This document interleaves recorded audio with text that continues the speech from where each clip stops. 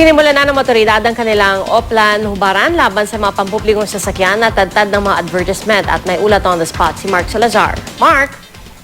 Yung palang mga malalaking ads sa mga bus, yung mga kung napapansin mo halos lahat sila yung likuran nila covered na ng mga ads. Bawal pala yun, 2007 pa. Pero kanina umaga lang naghigpit yung mismong LTFRB at LTO sa pangungunang ng chairman ng LTFRB na si Attorney Winston na limutan ko apelyido.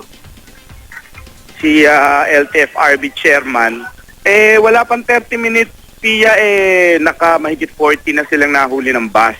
Bawal yon dahil bawal sa regulasyon na dapat nakikita yung body number, plate number, yung LTFRB hotline dahil nga naman kung halimbawa maka-aksidente yon, mag-hit and run, hindi mai-report ng publiko kung hindi nakikita yung mga numerong yon, yung mahalagang impormasyon dahil natatakpan na nga ng mga ads.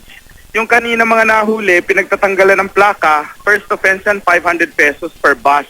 Ngayon, kung nakalimang bus, ang isang operator, 10,000 pesos yung kanyang babayaran sa first offense. Dapat kasi ang sukat lamang ng advertisement sa mga bus ay 6 feet by 3 feet sa anumang parte ng bus, basta ganun lang.